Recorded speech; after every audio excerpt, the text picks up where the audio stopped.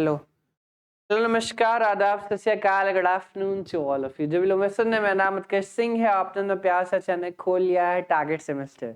कैसे हैं आप सभी लोग? मुझे उम्मीद है आप लोग बहुत अच्छे होंगे और मैं भी बहुत ज़्यादा अच्छा हूँ। आज यहाँ पर हम डिस्कस करने वाले हैं यूनिट 3 और यूनिट 4 को। ठीक है, डिस्कशन होने वाला है। इससे पहले हमने यूनिट 1 और यूनिट 2 को डिस्कस कर लिया है, एमसीक्यू क्वेश्चन। आज हम एमसीक्यू लेकर आए हैं यूनिट 3 का और इसके अलावा यूनिट 4 का। ठीक है, हमारा क्या है, बीए 3rd सेमेस्टर हमारा है। ये जो एमसीक्यू है वो किसके हैं? बीए 3rd सेमेस्टर के हैं। ठीक है, अब इसमें क्या होता है, इसमें हमें बेसिकली 2 पेपर पढ़ने होते हैं। मॉडर्न हिस्ट्री, आधुनिक भारत, बीए 3rd सेमेस्टर का सिलेबस क्या है? आधुनिक भारत का इतिहास है। इसमें हमें 2 पेपर पढ़ने होते हैं। पेपर 1 जो बेसिकली होता है वो क्या होता है? पेपर 1 हमारा 1757 से, मतलब प्लासी के बैटल ऑफ प्लासी से लेकर के 1857 तक होता है, रिवोल्ट ऑफ 1857 तक। ठीक है, इसके बाद कंपनी का रूल भारत से खत्म हो जाता है और भारत में ब्रिटिश क्राउन का रूल स्टैब्लिश हो जाता है। तो यहाँ पर 1858 से लेकर के 1947 तक, 1947 तक इंडिया इंडिपेंडेंस एक्ट तक होता है। तो मॉडर्न हिस्ट्री को हमने 2 पेपर में डिवाइड किया। पहला पेपर 1757 से 1857, दूसरा पेपर 1858 से 1947 तक है। ठीक है, अभी हम जो डिस्कस कर रहे हैं आज की क्लासेस में वो हम पेपर 1 को डिस्कस कर रहे हैं। ठीक है, हम अभी 1757 से लेकर के 1857 तक डिस्कस कर रहे हैं और आज हमारा यूनिट 3 और यूनिट 4 हम डिस्कस करेंगे। ठीक है, इसके पहले के जो अन्य वीडियोस हैं वो भी आप हमारे चैनल पे जा करके या हमारे ऐप पर जा करके देख सकते हैं। ठीक है, टारगेट सेमेस्टर हमारा है यूट्यूब चैनल, आप उस पर जा करके हमारे इसके पहले के जो वीडियोस है यूनिट 1 है वो उसमें अपलोड है, आप जा करके देख सकते हैं। ठीक है, तो अगर आपको वीडियो पसंद वो आएगी तो उसको लाइक कीजिए, कमेंट कीजिए और ज़्यादा अपने दोस्तों में शेयर कीजिएगा। ठीक है, अगर आपको पसंद आएगा तो, कोई जल्दीबाजी वाली बात नहीं है। चलिए, इसी के साथ आगे बढ़ते हैं। आज हम यूनिट 3 को डिस्कस करेंगे और ये हमारे पास यहाँ पर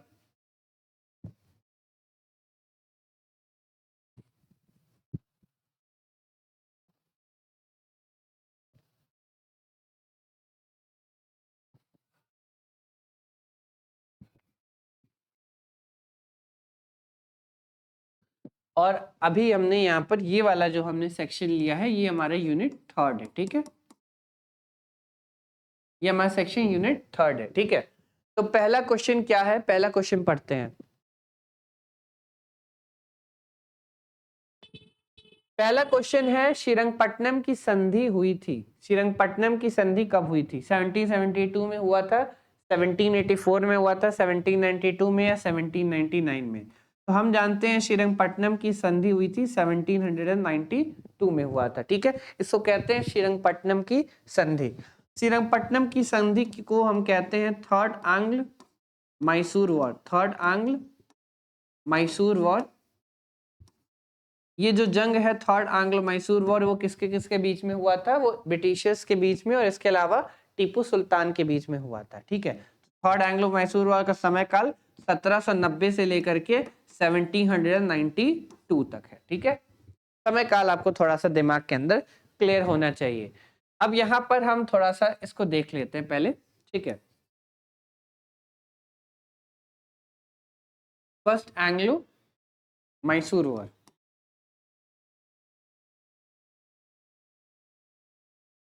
ये फर्स्ट हमने लिखा, ये सेकंड लिखा हमने। ठीक है,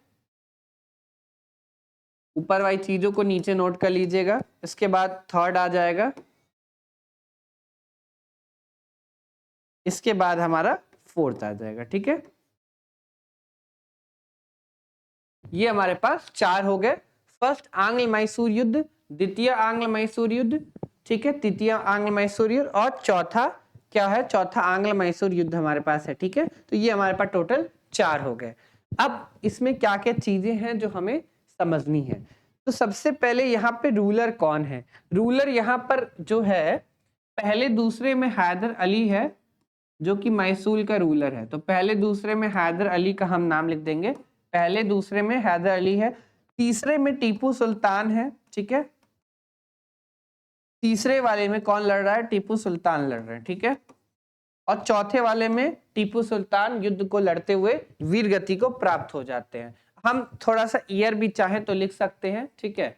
ये 1767 से लेकर के 1769 तक का है, ठीक है। सेकंड वाला जो आपका है वो 1780 से लेकर के 1784 तक का है, 1784।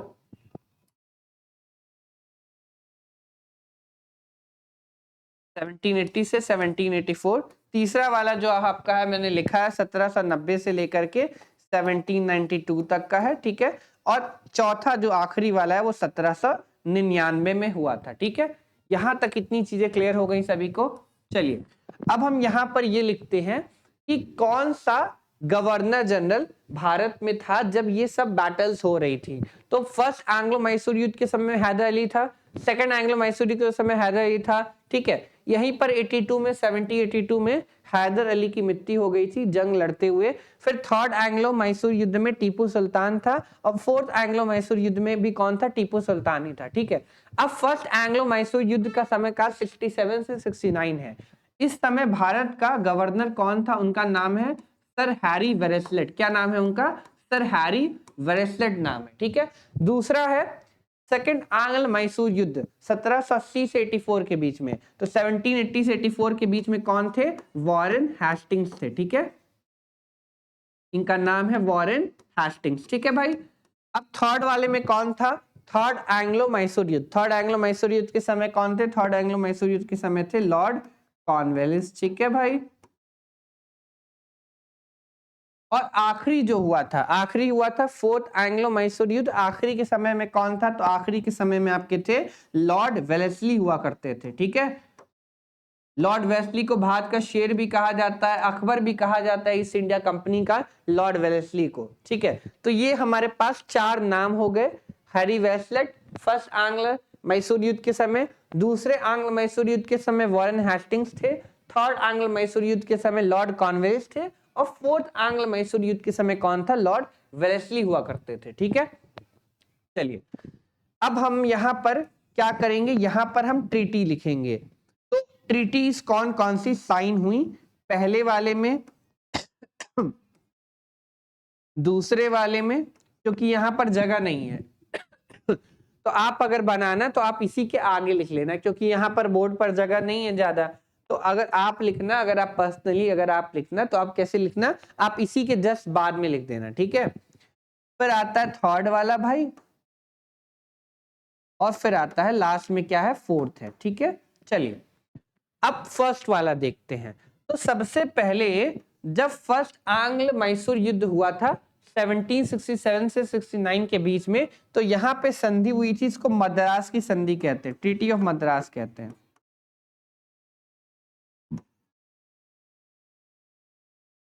कौन सी संधि हुई थी, मद्रास की संधि हुई थी, ठीक है। पहली संधि है मद्रास की संधि, ठीक है। दूसरी संधि है, इसको कहते हैं मैंगलोर की संधि, ट्रीटी ऑफ मैंगलोर, ठीक है। मैंगलोर की संधि हुई थी दूसरी वाली में, दूसरे आंग्ल मैसूर युद्ध में मैंगलोर की संधि हुई थी। फिर आते हैं थर्ड वाले पे, थर्ड वाले में कौन सी संधि हुई है, थर्ड वाले पे संधि हुई है ट्रीटी ऑफ, क्या हुआ है, ट्रीटी ऑफ सेरिंगपट्टनम, सेरिंगपट्टनम की संधि हुई है। सेरिंगपट्टनम जो राजधानी हुआ करती थी किसकी, सेरिंगपट्टनम राजधानी थी टीपू सुल्तान की, ठीक है। अब आता है फोर्थ आंग्ल मैसूर वॉर। फोर्थ आंग्ल मैसूर युद्ध के समय में यहां पर जो आखिरी ट्रीटी साइन की गई थी वो मैसूर की ट्रीटी थी, ट्रीटी ऑफ मैसूर था, ठीक है। और मैसूर की ट्रीटी साइन की गई थी 1799 में। फोर्थ आंग्ल मैसूर वॉर में लड़ते हुए वीरगति को टीपू सुल्तान प्राप्त हो गए थे और उनकी युद्ध भूमि में ही मृत्यु हो गई थी। और उसके बाद ट्रीटी ऑफ मैसूर आखिरी में साइन होती है।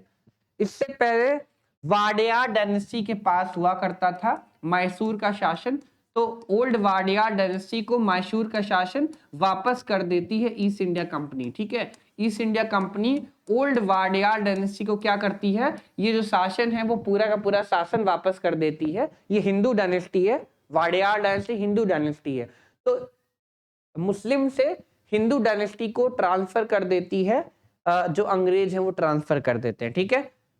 चलिए जितनी बातें यहाँ पर लिखी गई हैं, क्या आप उन सभी चीजों को मेरे लिए नोट कर सकते हैं? थोड़ा सा टाइम टेकिंग है, लेकिन अगर आपने इतनी चीजें नोट कर ली तो आपका 1 क्वेश्चन 2 क्वेश्चन तैयार हो गया। इसके बाहर से कुछ भी नहीं पूछा जाएगा। जितनी यहाँ पे इंफॉर्मेशन लिखी है सारी की सारी छाप लीजिए, ठीक है। चलिए,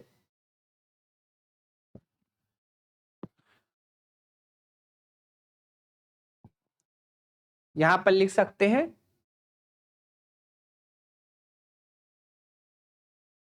डेथ ऑफ हैदर अली इन 1782। 1782 में हैदर अली की मृत्यु हो गई है, ठीक है। चलिए, टीपू सुल्तान ने अपनी राजधानी बनाई। टीपू सुल्तान की अभी मैंने बताया, जस्ट अभी मैंने आपको बताया कि टीपू सुल्तान की जो राजधानी थी वो श्रीरंगपट्टनम हुआ करती थी। तो श्रीरंगपट्टनम कहा जाता है, श्रीरंगपट्टनम, ठीक है। श्रीरंगपट्टनम जो थी वो राजधानी थी टीपू सुल्तान की। तो आंसर इसका हो जाएगा ए, ठीक है। द्वितीय आंग्ल मैसूर युद्ध को समाप्त करने के लिए ब्रिटिश और मैसूर के टीपू सुल्तान के बीच किस संधि पर हस्ताक्षर किए गए थे? तो यहाँ पे पूछा गया है द्वितीय आंग्ल मैसूर युद्ध, ठीक है। इससे पहले मैंने लिखवाया है कौन सी ट्रीटी हुई थी, मैंने ट्रीटीज लिखवाए हैं, देखो। सेकंड आंग्ल मैसूर युद्ध 1780 से 84 के बीच में हुआ है, और यहाँ पे हुई है ट्रीटी ऑफ मंगलोर। मंगलोर की संधि यहाँ पे हुई है, इसको मैंगलोर बोलते हैं, ठीक है। जैसे बैंगलोर होता है वैसे मैंगलोर होता है, ठीक है। तो यहाँ पर आंसर क्या हो जाएगा? आंसर इसका हो जाएगा सी, मंगलोर की संधि। आंसर क्या हो जाएगा इसका? सी हो जाएगा, मैंगलोर की संधि हो जाएगा, ठीक है। मैं एक बार फिर से बोल दे रहा हूं, जो भी लोग वीडियो देख रहे हैं ये सारी इंफॉर्मेशन प्लीज नोट कर लीजिएगा, प्लीज छोड़िएगा नहीं, गलती से मत छोड़िएगा। जितनी यहाँ पे चीजें लिखी हैं सब कुछ नोट कर लीजिएगा, ठीक है। यहाँ किस समय कौन सा शासक था, किस ईयर में हुआ, कौन उस समय गवर्नर था या गवर्नर जनरल था, या यहाँ पर कौन सी संधि हुई, ये सब एग्जामिनेशन में पूछा जाता है। मैंने सब चीज को विस्तृत तौर पे आपको एक जगह पर देने का बस काम किया है, ठीक है। चलिए, अब आगे नहीं बताऊंगा, एक बार बता दिया।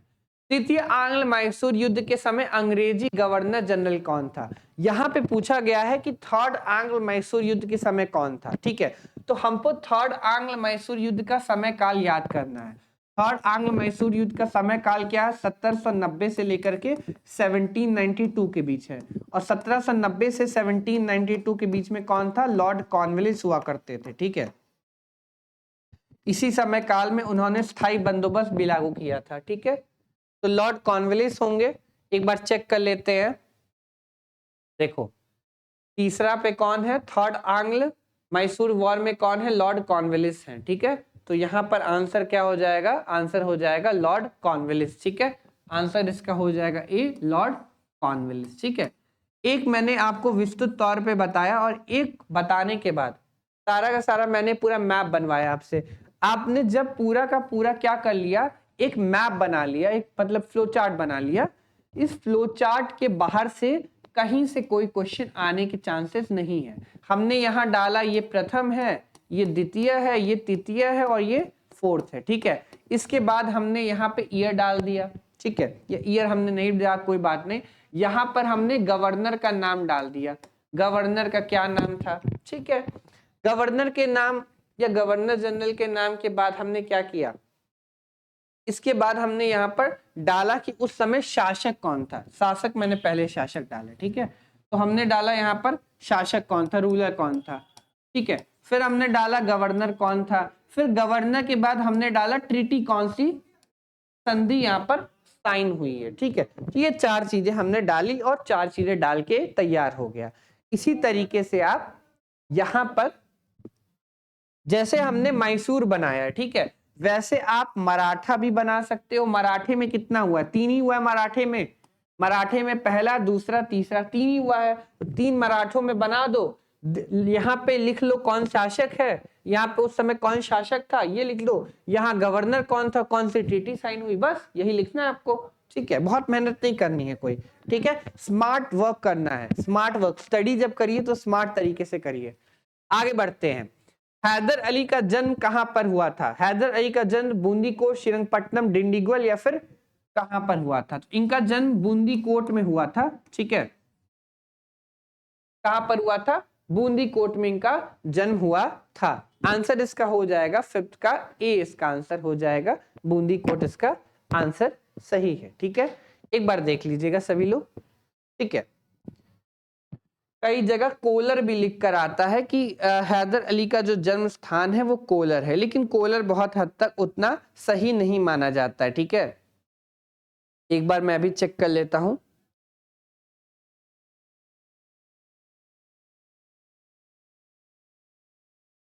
यहाँ पे भी बूंदी कोटी लिखा है। ठीक है, कई किताबों में कोलर भी दिया रहता है, कोलर भी कहा जाता है जन्म स्थान है हैदर अली का। द्वितीय कर्नाटक युद्ध का काल क्या था? यहाँ पे द्वितीय कर्नाटक युद्ध का काल पूछा गया है। तो ये जो काल है, द्वितीय आंग्ल कौन सा काल है? द्वितीय आंग्ल कार्नेटिक वॉर का काल पूछा गया है। ठीक है, सेकेंड कार्नेटिक वॉर का काल पूछा गया है। तो यहाँ पर 51 से 55 के बीच में यहाँ पर दिया हुआ है। ठीक है, यहाँ पर 51 से 55 के बीच में दिया है। क्या कोई 51 से 55 के बीच में है क्या यहाँ पर? नहीं, ये वाला जो ऑप्शन है बी वाला वो ज्यादा सही है, 1749 से 1754। ठीक है, 1749 से 1754। मेरे किताब में वैसे 1750 से 1755 लिखा है, लेकिन यहाँ पर क्वेश्चन के अकॉर्डिंग 1749 से 1754 के बीच में द्वितीय कार्नेटिक युद्ध हुए थे। ठीक है, द्वितीय कार्नेटिक युद्ध हुए थे। अब यहाँ पर पहला कार्नेटिक युद्ध जब खत्म हुआ था तो वहां पे एक्सला चैपिली की संधि हुई थी, ट्रीटी ऑफ एक्सला चैपिली हुआ था। दूसरा जब खत्म हुआ था तो पौंडीचेरी की संधि हुई थी। यहां पर कौन सी संधि हुई थी? यहां पर पौंडीचेरी की संधि हुई थी। ठीक है, तो यहां पर संधि का नाम था ट्रीटी ऑफ पौंडीचेरी, पौंडीचेरी की संधि।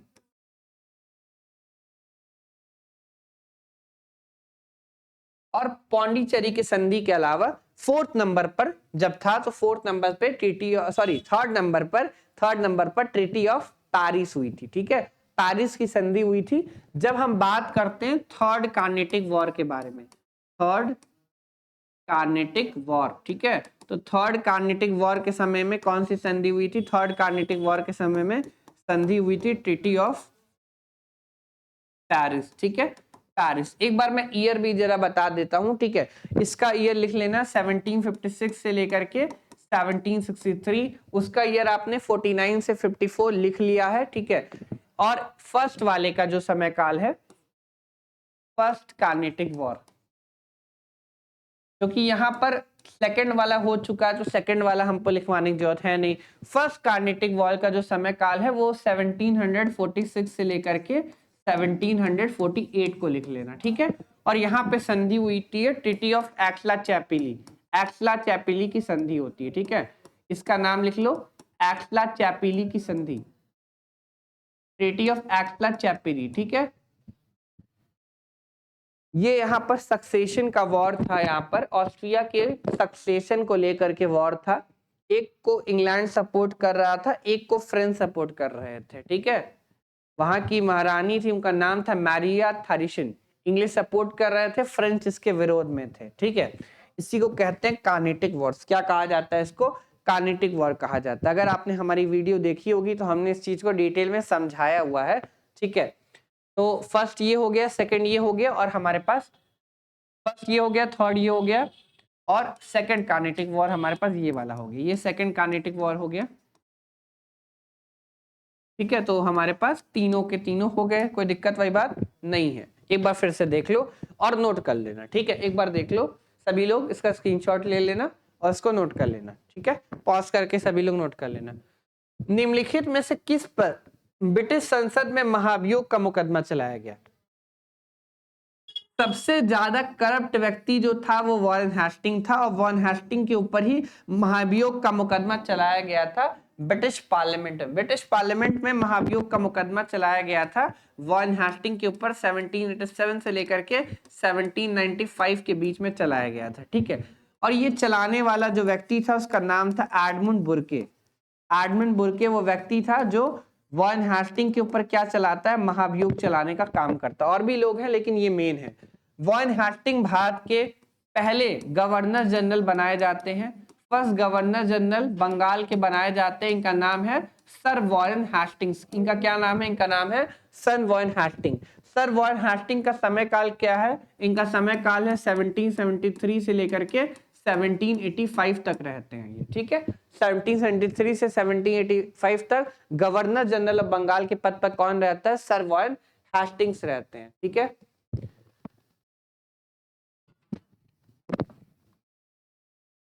आंग्ल नेपाल युद्ध किसके शासनकाल में हुआ? आंग्ल नेपाल युद्ध का पहले समय काल थोड़ा सा देख लीजिएगा। 1812 1813 है। अब आंग्ल नेपाल युद्ध का समय काल मैंने आपको बता दिया, 1812 से 1813।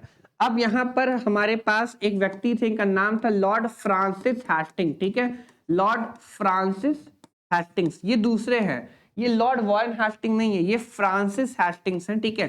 फ्रांसिस हेस्टिंग 1813 से लेकर के 1823 तक रहते हैं गवर्नर जनरल बंगाल के, ठीक है। अब यहाँ पर आंग्ल नेपाल युद्ध इन्हीं के समय काल में हुआ था।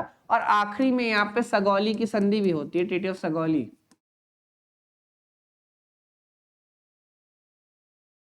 काफी महत्वपूर्ण युद्ध हुआ करता था, ठीक है। आंग्ल नेपाल युद्ध भी काफी महत्वपूर्ण युद्ध माना जाता है। और यहाँ पर आंसर हो जाएगा लॉर्ड हेस्टिंग हो जाएगा, ठीक है। बी हो जाएगा आंसर, लॉर्ड हेस्टिंग्स हो जाएगा, ठीक है। संधि का नाम सगौली की संधि है, ट्रीटी ऑफ सगौली।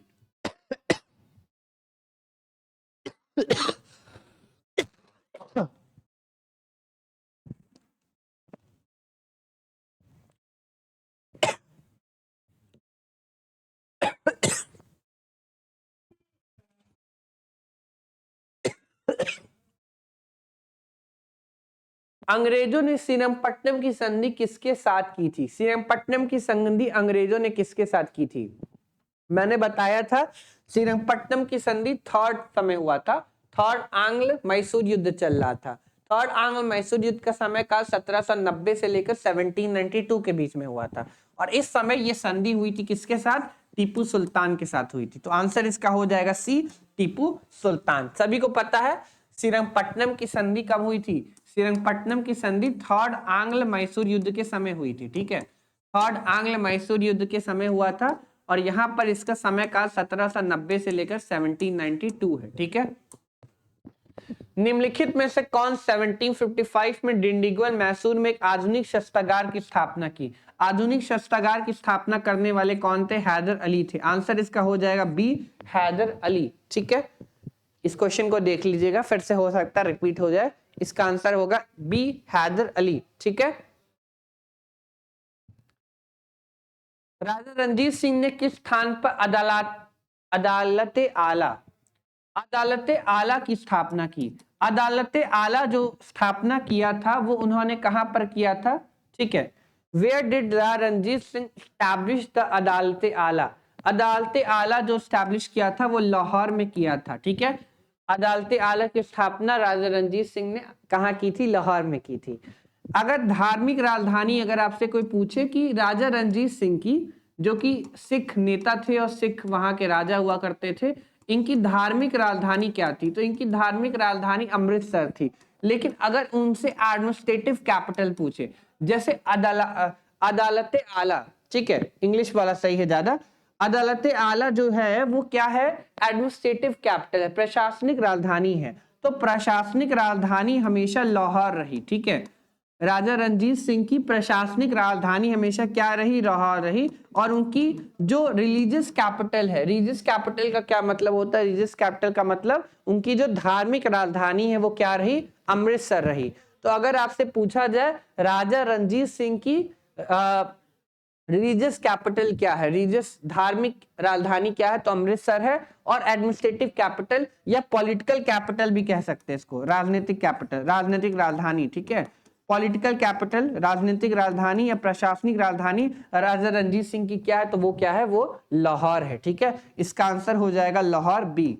चलिए लगा लीजिएगा सभी लोग अच्छे से, क्योंकि देखिए जो चीजें कॉन्सेप्ट है, कॉन्सेप्ट तो वही रहेगा, कॉन्सेप्ट तो हम चेंज कर ही नहीं सकते। ऐसा थोड़ी ना है कि मैं कॉन्सेप्ट चेंज है कुछ और आपको बता दूंगा, नहीं ना। चलिए आगे बढ़ते हैं। पिंडारियों का दमन किस गवर्नर जनरल ने किया? पिंडारियों से बहुत ज्यादा अंग्रेज परेशान थे और पिंडारियों का दमन करने वाले लॉर्ड हेस्टिंग हुआ करते हैं। लॉर्ड हेस्टिंग के साथ थर्ड आंग्ल मराठा युद्ध इन्हीं के साथ हुआ था। थर्ड आंग्ल मराठा युद्ध, थर्ड आंग्ल मराठा युद्ध का समय काल क्या है? 1817 से लेकर 1819 के बीच में है थर्ड आंग्ल मराठा वॉर। ठीक है, इसमें पिंडारियों ने साथ दिया था मराठाओं का, और पिंडारियों को पूरी तरीके से सप्रेस करने का काम किसने किया था? गवर्नर जनरल लॉर्ड हेस्टिंग ने करने का काम किया था। पिंडारियों के 3 नेता, पहले नेता वारिस मोहम्मद, जिनका नाम था वारिस मोहम्मद, पिंडारियों के पहले नेता थे। दूसरे नेता पिंडारियों के सबसे बड़े नेता थे, इनका नाम था करीम खान। और तीसरे नेता पिंडारियों के थे जिनका नाम था चीतू। ठीक है, ये 3 नेता हुआ करते थे पिंडारियों के, 3 प्रमुख नेता, वारिस मोहम्मद, करीम खान और चीतू। ये 3 नेता थे मुख्य पिंडारियों के 3 नेता। ठीक है, पिंडारियों के बारे में जॉन माल्कम लिखते हैं कि ये मराठों के शिकारी कुत्ते थे। इनको मराठों का शिकारी कुत्ता भी कहा जाता है। किसने कहा है? ये इनको शिकारी कुत्ता कहने का काम किया है जॉन माल्कम साहब ने। जॉन माल्कम साहब काफी लंबे समय तक वहां रेसिडेंट के तौर पर थे। सिख साम्राज्य का अंतिम राजा कौन था? सिख साम्राज्य का अंतिम राजा जो था उनका नाम था दलीप सिंह। दलीप सिंह को पेंशन दे करके इंग्लैंड लंदन भेज दिया गया था और इनके संरक्षक जो थे उनका नाम था डॉक्टर लगून। ठीक है, माना ऐसा जाता है कि दलीप सिंह क्रिश्चियन धर्म में कन्वर्ट हो गए थे, क्रिश्चियन रिलीजन में कन्वर्ट भी हो गए थे दलीप सिंह। ठीक है, लेकिन जब ये दोबारा भारत वापस आए तो ये फिर से अपने धर्म को इन्होंने देखा और यहाँ के लोगों को देखा और इनके अंदर फिर से भावना उत्पन्न हुई और ये फिर से क्रिश्चियन धर्म को छोड़ के फिर हिंदू बन गए, ऐसा कहा जाता है। तो आखिरी सिख साम्राज्य के जो राजा थे उनका नाम क्या था? उनका नाम था दलीप सिंह। क्या नाम था भाई? दलीप सिंह नाम था। ठीक है, चलिए, इनमें से किसने 1893 में शिकागो में आयोजित धम्म संसद में भाग लिया? शिकागो में धम्म संसद में स्वामी विवेकानंद ने भाग लिया था 1893 में। ठीक है, फिर द्वितीय भी हुआ था 1898-99 के समय काल में। सिख साम्राज्य का अंतिम शासक ये बता चुके हैं, दलीप सिंह ही है। राजा चेत सिंह किस रियासत के शासक थे? राजा चेत सिंह जो शासक थे वो बनारस के शासक थे और ईस्ट इंडिया कंपनी से वॉन हेस्टिंग से बहुत अच्छा बना करता था। ठीक है, राजा चेत सिंह का बहुत अच्छा बना करता था। मैंने कई क्लासेस में कहानियां भी सुनाई है राजा चेत सिंह के बारे में। ठीक है, किस प्रकार से इनको हार का सामना करना पड़ा था। ठीक है, राजा चेत सिंह जो है वो बनारस के शासक हैं। इनकी कहानी बहुत ज्यादा इंटरेस्टिंग है, किसी दिन आपको और फुर्सत में सुनाऊंगा। वॉन हेस्टिंग और इनके बीच की जो जुगलबंदी थी। रंजीत सिंह को प्रसिद्ध कोहिनूर हिला कहां से मिला? राजा रंजीत सिंह को कोहिनूर हिला शाह सूजा की तरफ से मिला। ठीक है, शाह सूजा अफगानिस्तान का शासक हुआ करता था, इसका नाम था शाह सूजा। शाह सूजा ने कोहिनूर हीरा दिया। कहा जाता है इस हीरे को मनहूस कहा जाता है। कहा जाता है ये हीरा जिस किसी के पास रहा उसको बर्बाद कर ले गया, चाहे वो बाबर हो, चाहे वो हुमायूं हो, या चाहे वो बाद में मोहम्मद शाह रंगीला हो। मोहम्मद शाह रंगीला के लिए बर्बादी का असर बना। उसके बाद उसको नादिर शाह उठा कर ले गया। नादिर शाह के उठाने के बाद फिर से कोहिनूर हिला रंजीत सिंह को प्रसिद्ध कोहिनूर हीरा शाह सूजा द्वारा दिया गया था। ठीक है, कहा जाता है ये अनलकी माना जाता है। इतिहास के अंदर कहा जाता है ये जिसके पास भी गया उसका बैड लक आ गया। ठीक है, रंजीत सिंह को प्रसिद्ध कोहिनूर हिला, फिर से वही क्वेश्चन, शाह सूजा आंसर होगा। रंजीत सिंह को एक ही क्वेश्चन कई बार रिपीट किया गया है। चलिए, अब हम डिस्कस करेंगे यूनिट 4 को। ये तो हमने यूनिट 3 डिस्कस कर लिया आपसे, इसके इंपॉर्टेंट क्वेश्चंस एमसीक्यू में। अब हम इसके यूनिट 4 को डिस्कस करेंगे। यूनिट 4 में क्या है? सती प्रथा पर पाबंदी किसने लगाई? सती प्रथा पर पाबंदी लगाने वाले थे Lord William Bentinck. Lord William Bentinck ने सती प्रथा पर पाबंदी लगाई। 1829 में लॉर्ड विलियम बेंटिक ने पूरी तरीके से सती प्रथा पे पाबंदी लगाई और सती प्रथा को एक कल्पेबल होमोसाइड माना कि sati practice is an culpable homicide. ठीक है, तो abolition of sati practice, sati practice को भारत में एबॉलिश करने वाले कौन थे? लॉर्ड विलियम बेंटिक हुआ करते थे। ये किसके कारण था? तो राजा राम मोहन रॉय के एफर्ट्स की वजह से ऐसा हुआ था। अब राजा राम मोहन रॉय ने क्यों इसके खिलाफ आवाज उठाई वो मैंने आपको वीडियोस में बताया, बहुत लंबी कहानी हो जाएगी, यहाँ पर हम उसको ऐड नहीं करेंगे, ठीक है। इसको हम 17th रेगुलेशन कहते हैं। 17th रेगुलेशन के अंदर ही आता है और इसके ऊपर कानून बनाया जाता है 4 दिसंबर 1829 को, ठीक है। कई सारे कॉम्पिटिटिव लेवल में ईयर वो डेट भी पूछ लेता है, तो 4 दिसंबर 1829 को स्लेवरी को पूरी तरीके से खत्म किया गया, ठीक है। राजा राम मोहन रॉय के एफर्ट की वजह से सती प्रैक्टिस को कल्पेबल होमोसाइड माना गया। इसके अलावा यहाँ पे इस समय कौन हुआ करते थे? भारत के समय गवर्नर जनरल कौन थे? सॉरी, भारत के नहीं, बंगाल के गवर्नर जनरल कौन थे? बंगाल गवर्नर जनरल थे इस समय लॉर्ड विलियम बेंटिक हुआ करते थे, ठीक है। आगे चल के लॉर्ड विलियम बेंटिक 1830 में ठगी को भी सप्रेस करेंगे, ठीक है। 1830 में आगे चल के ठगी को भी सप्रेस करने का काम करेंगे लॉर्ड विलियम बेंटिक। ठगी को सप्रेस करेंगे। उस समय कौन था? कैप्टन विलियम हेनरी स्लीमन हुआ करते थे जिन्होंने ठगी को सप्रेस किया था। कैप्टन विलियम हेनरी स्लीमन नाम है इनका, पूरा नाम है कैप्टन विलियम हेनरी स्लीमन, ठीक है। ये वाला भी फैक्चुअल डाटा आप नोट कर लीजिएगा, इंपॉर्टेंट है। चलिए, बंगाल में स्थायी बंदोबस्त किसने लागू किया? बंगाल में स्थायी बंदोबस्त लागू करने वाला कौन था? लॉर्ड कॉर्नवालिस हुआ करता था। लॉर्ड कॉर्नवालिस ने बंगाल में स्थायी बंदोबस्त को लागू करने का काम किया था, ठीक है। स्थायी बंदोबस्त एक प्रैक्टिस थी, जैसे पहले इसका नाम 1790 में इसका नाम जमींदारी सेटलमेंट हुआ करता था, ठीक है। जमींदारी सेटलमेंट के बाद इसका नाम चेंज कर दिया गया और इसका नाम चेंज करके 1793 में क्या कर दिया गया? इसका नाम चेंज करके 1793 में कर दिया गया परमानेंट सेटलमेंट या स्थायी बंदोबस्त। इसी को कहते हैं इस्तेमरारी सेटलमेंट कहा जाता है। इसी को इस्तेमरारी सेटलमेंट भी कई किताबों में कहा जाता है, ठीक है बच्चा। चलो आगे बढ़ते हैं। यहाँ पर ओनर कौन है? जमीन का मालिक यहाँ पर माना गया कि यहाँ पर जमीन का मालिक है जमींदार। यहाँ पे जमींदार साहब को माना गया कि यहाँ पर वो क्या है? जमीन के मालिक हैं, ठीक है। इसके अलावा यहाँ पर आपको पता होगा कि यहाँ पर टैक्स को 89/11 भागों में डिवाइड किया गया, ठीक है। 89/11 को हम अन्य नामों से जानते हैं, जैसे 1/11 कह सकते हैं और 10/11 कह सकते हैं। 10/11 और 1/11, ठीक है।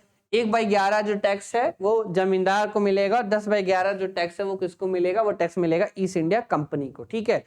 तो टैक्स को 89/11 भाग में क्या किया गया? डिवाइड किया गया, ठीक है। बाकी अगर आप देखेंगे तो ब्रिटिश भारत का 19% इसमें इंक्लूड हुआ करता था, ठीक है।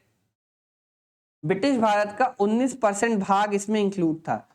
19% ब्रिटिश इंडिया का पार्ट इसमें इंक्लूड हुआ करता था, 19%। इसके अलावा अगर हम बात करें परमानेंट सेटलमेंट कहां पर था, तो परमानेंट सेटलमेंट हमारा बंगाल में हुआ करता था, बिहार में हुआ करता था, उड़ीसा में हुआ करता था, वाराणसी के साइड में थोड़ा सा था और गाजीपुर में था, ठीक है। इन जगहों पे हमारा स्थायी बंदोबस्त या परमानेंट सेटलमेंट था। किसके काल में आया? ये आया लॉर्ड कॉर्नवालिस के काल में, ठीक है। इतनी बातें आपको बताया है, सारी चीजें नोट कर लीजिएगा, कोई बात छोड़ने की जरूरत नहीं है, ठीक है। इसमें ऐसा कुछ नहीं है जो आप छोड़ सकते हैं, सारी चीजें नोट कर लीजिएगा।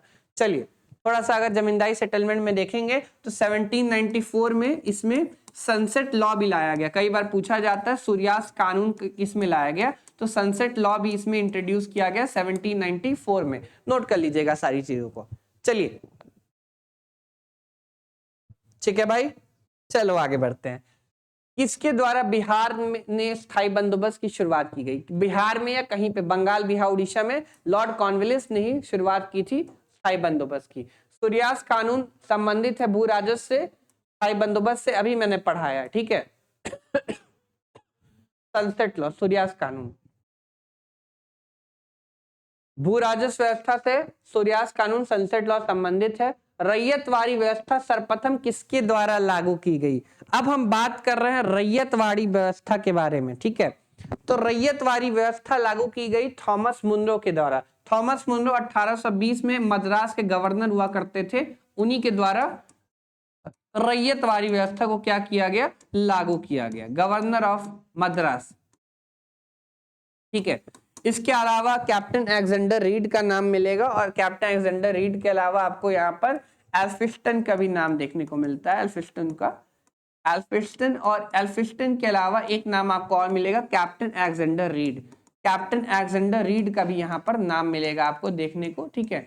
यहाँ पर जमीन का मालिक कौन है, यहाँ पर जमीन का मालिक कौन है, यहाँ पर जमीन का मालिक किसान है, ठीक है। जमीन का मालिक यहाँ पर कौन, इससे पहले जमीन का मालिक जमींदार था, लेकिन यहाँ पर जमीन का मालिक कौन है, किसान है। पीसेंट यहाँ पर जमीन का मालिक है, ठीक है भाई, पीसेंट जमीन का मालिक है। और यहाँ पर पूरे भारत की 51% जमीन, पूरे भारत की 51% ब्रिटिश इंडिया लैंड यहाँ पर है। रैयतवाड़ी व्यवस्था में पूरे भारत की 51% ब्रिटिश इंडिया लैंड हमारे पास है, ठीक है। ये किन क्षेत्रों में है, ये मद्रास के अंदर है, आपको मद्रास के अलावा बॉम्बे में देखने को मिलेगा, बॉम्बे के अलावा आपको असम में भी देखने को मिलेगा, ठीक है। इन क्षेत्रों में रैयतवाड़ी सेटलमेंट है, ठीक है। ये जो सेटलमेंट है, ये जो व्यवस्था है, वो किससे की गई थी, किसानों से की गई थी। रैयत जो शब्द है वो एक फारसी लफ्ज है, इसका मतलब होता है किसान, ठीक है। रैयत शब्द का अर्थ ही होता है किसान, ठीक है। हल्की सी राइटिंग मेरी हिंदी की तो और बेकार है, थोड़ा सा मैनेज कर लीजिएगा। रैयत शब्द का अर्थ होता है किसान। तो किसानों के से जो भूमि व्यवस्था की गई, किसानों के साथ भूमि व्यवस्था किया ईस्ट इंडिया कंपनी ने, उसको कहा जाता रैयतवाड़ी व्यवस्था। हमेशा याद रखिएगा, रैयतवाड़ी व्यवस्था 51% सबसे ज्यादा था, 51% रैयतवाड़ी व्यवस्था सबसे ज्यादा था। किसके समय काल में सबसे ज्यादा रैयतवाड़ी व्यवस्था, मतलब लैंड रेवेन्यू सेटलमेंट में सबसे ज्यादा एरिया 51% किसके समय में था, रैयतवाड़ी व्यवस्था के समय काल में था, ठीक है। 3 नाम, थॉमस मुनरो जो कि 1820 में गवर्नर थे मद्रास के, इसके अलावा एल्फिंस्टन और कैप्टन अलेक्जेंडर रीड, इन लोग का नाम इस व्यवस्था से संबंधित मिलता है। नोट कर लेंगे सभी लोग, ठीक है भाई। चलिए, सहायक संधि स्वीकार करने वाला प्रथम राज्य, सहायक संधि 1798 में प्रथम राज्य स्वीकार करने वाला हैदराबाद था। इसके पहले मैं वीडियोस में इसको डिटेल में समझा चुका हूं। लॉर्ड कॉर्नवालिस का मकबरा उत्तर प्रदेश में किस स्थान पर है, लॉर्ड कॉर्नवालिस का मकबरा उत्तर प्रदेश में गाजीपुर में है। गाजीपुर में लॉर्ड कॉर्नवालिस का मकबरा हुआ करता है। कई बार यूपी पीसीएस का बहुत ज्यादा प्रसिद्ध क्वेश्चन है, बहुत बार पूछा गया है, कहां पर मकबरा है। भारत में पहली रेलवे लाइन 1853 में बिछाई गई थी ग्रेट इंडियन पेनिनसुलर रेलवे के द्वारा। ये ग्रेट इंडियन पेनिनसुलर रेलवे ने बॉम्बे से थाने के बीच में पहली रेलवे लाइन को चलाने का काम किया था, ठीक है। अगर आपसे पूछा जाए पहली तार सेवा, तो पहली जो पोस्टल सिस्टम या तार सेवा होती है वो कलकत्ता से आगरा के बीच में चलाई गई थी। चलिए आगे बढ़ते हैं। निम्न में से किस राज्य के साथ सहायक संधि नहीं किया गया था, तो मैंने बताया था कि मैसूर, अवध, हैदराबाद, सूरत, यहाँ पे 4 राज्यों का नाम है। मैसूर है, अवध है, हैदराबाद है। तो अवध और हैदराबाद तो इसके बाहर ही है, ठीक है। मैसूर से भी किया गया 1799 में, मैसूर को भी उसके अंडर में आ गया। हैदराबाद हो गया, मैसूर हो गया, ट्रावेनकोर हो गया और यहाँ पे अवध हो गया, ठीक है। 4 यहाँ पे राज्य हो गए सॉरी, तंजौर हो गया, इसको टी मतलब तंजौर है, ठीक है। सूरत, आंसर इसका हो जाएगा सूरत। सूरत के साथ सहायक संधि नहीं किया लॉर्ड वेलेस्ली ने, आंसर इसका हो जाएगा डी, ठीक है। हैदराबाद के साथ भी किया, मैसूर के साथ भी किया, तंजौर के साथ भी किया और अवध के साथ भी किया। 1798, 1799, 1888 कैसे करके ईयर है, ठीक है।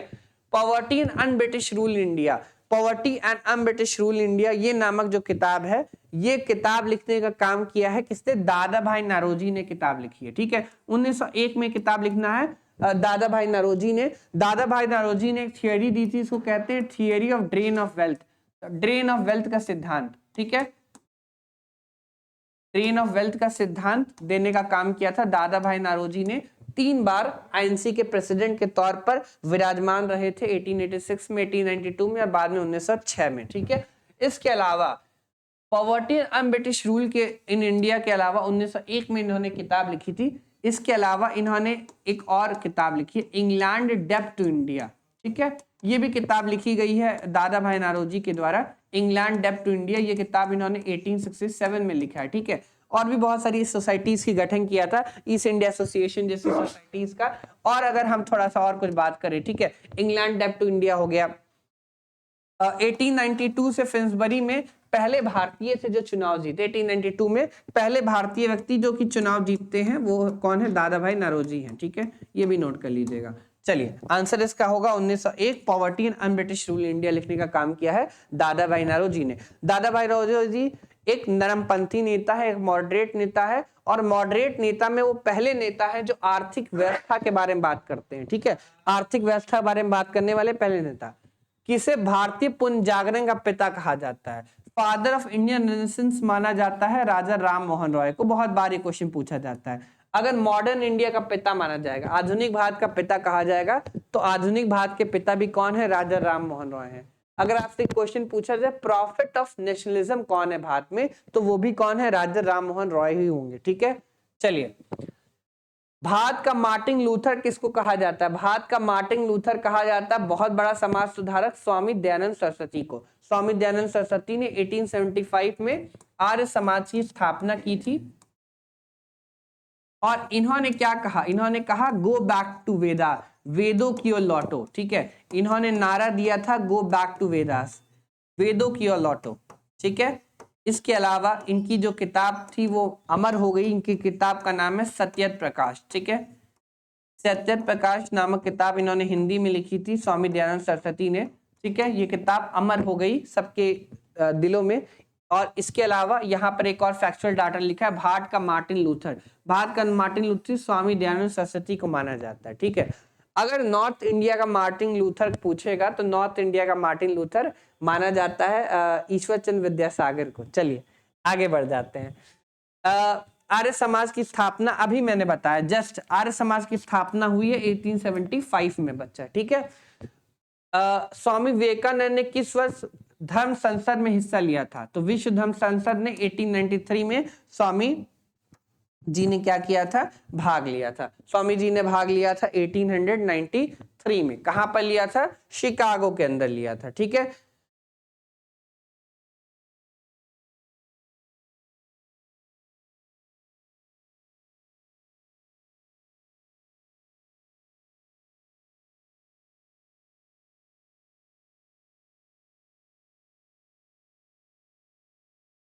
डी का 1893 होगा। निम्नलिखित में से कौन आत्मीय सभा? आत्मीय सभा राजा राम मोहन रॉय की है।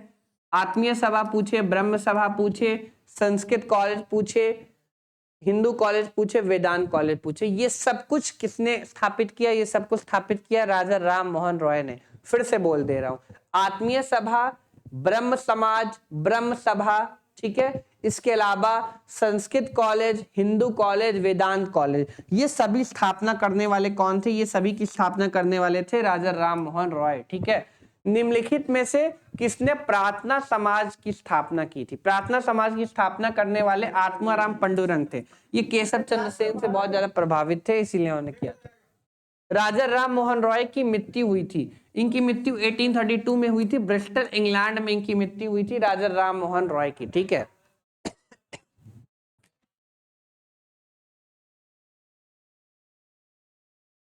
क्योंकि मुझे ईयर थोड़ा सा हल्का सा भूल रहा है, 1833 है। एक मिनट मैं देखूं 33 या 32 है, एक बार चेक कर लेना आप। ठीक है,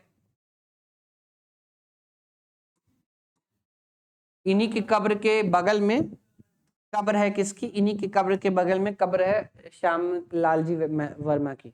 ठीक है, अकबर शाह द्वितीय मुगल बादशाह था, उसके केस के लिए इंग्लैंड गए थे और इंग्लैंड में ही राजा राम मोहन रॉय की मृत्यु हो गई। महात्मा ज्योतिबा फूले द्वारा किस संगठन की स्थापना की गई? सत्यशोधक समाज की स्थापना की गई ज्योतिबा फूले द्वारा। निम्नलिखित में से किस गवर्नर जनरल ने भारत में दास प्रथा खत्म किया? दास प्रथा को लॉर्ड आरम्बर्फ खत्म करते हैं 1843 में। 1843 में लॉर्ड आरम्बर्फ क्या करते हैं? दास प्रथा को भारत से खत्म करते हैं। भारतीय पुनर्जागरण आंदोलन के पिता कौन है? Father of Indian renaissance movement, सभी को जानते हैं, राजा राम मोहन रॉय को father of Indian renaissance movement माना जाता है। राजा राम मोहन रॉय द्वारा स्थापित प्रथम संस्था आत्मीय सभा हुआ करती है, यहां पर नाम ही नहीं लिखा है। ठीक है, आत्मीय सभा होगा यहाँ पर। ठीक है, बी इसका आंसर होगा। आत्मीय सभा पहली संस्था 1815 में स्थापित की थी राजा राम मोहन रॉय ने। ठीक है, आत्मीय सभा होगा। चलिए आगे बढ़ते हैं। राजा राम मोहन रॉय द्वारा ब्रह्म समाज की स्थापना यहाँ पे समाज लिखा, समाज जब लिखा हो दो चीजें होती है, सभा होता है, समाज होता है। यहाँ पर समाज लिखा गया। समाज की स्थापना 1830 में किया था। अगर सभा पूछता तो 1828 हो जाता है, ठीक है। यहाँ पे समाज पूछा गया है। राम मोहन रॉय को राजा की उपाधि देने वाले मुगल बादशाह थे अकबर शाह द्वितीय। इनका नाम था अकबर शाह द्वितीय और इनकी पेंशन बंद हो गई थी। इन्हीं पेंशन को फिर से चालू करवाने के लिए इंग्लैंड गए थे राजा राम मोहन रॉय। और राजा की उपाधि दिया किसने था? राजा की उपाधि राजा राम मोहन रॉय को दिया था अकबर शाह द्वितीय ने, जो उस समय के मुगल बादशाह हुआ करते थे। वेदों की और लौटों का जो नारा है वो दयानंद सरस्वती ने दिया है, ये मैं आपको पहले बता चुका हूं। महाराष्ट्र के सुधार को लोक हितवादी कहा जाता है। लोक हितवादी के नाम से जाना जाता है गोपाल हरि देशमुख को, ठीक है। सॉरी, गोपाल किस गोखले मार दिया मैंने। गोपाल हरि देशमुख को माना जाता है लोक हितवादी के नाम से। अगर यहाँ पे लोक नायक होगा तो जयप्रकाश नारायण साहब का नाम हो जाएगा। सत्य शोधक समाज संगठन किस चीज का था? तो ये एक क्या था? महाराष्ट्र में जाति विरोधी आंदोलन के खिलाफ था। एंटी कास्ट मूवमेंट जो था महाराष्ट्र में चल रहा था, उसके खिलाफ सत्य शोधक समाज खड़ा था, ठीक है। चलिए, तो हमने यूनिट 3 और यूनिट 4 दोनों को क्या कर लिया है? कवर कर लिया है आज के वीडियो लेक्चर में। कैसा लगा वीडियो क्लास आपको? इसके बाद हम प्रीवियस ईयर क्वेश्चन भी लेकर आएंगे। एक मैंने प्रीवियस ईयर क्वेश्चन पे भी वीडियो बनाया है, उसको जाकर प्लीज सभी लोग देखिएगा, पे अपना प्यार दीजिएगा ढेर सारा। इसके अलावा और भी प्रीवियस ईयर क्वेश्चन रखा है, उस पर भी हम आपको लेकर आएंगे, ठीक है। तो ग्रुप यूनिवर्सिटी में जितने भी लोग पढ़ते हैं, जो भी वीडियो को देख रहे होंगे, ढेर सारा अपना प्यार दीजिएगा। मेरा नाम उत्कर्ष सिंह है, फिर से आप सभी लोग में जानते हैं। चलिए क्लास को एंड करते हैं, दोबारा किसी और वीडियो में मुलाकात होगी। जो भी लोग में देगा सुनना, thank you so much. Video को लाइक कीजिएगा, कमेंट कीजिएगा, ज्यादा अपने दोस्तों में शेयर कीजिएगा। बाय।